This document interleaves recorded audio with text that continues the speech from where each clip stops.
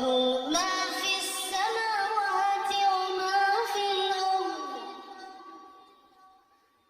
من ذا الذي يشفع عنده إلا بإذنه يعلم ما بين أيديهم وما خلفهم ولا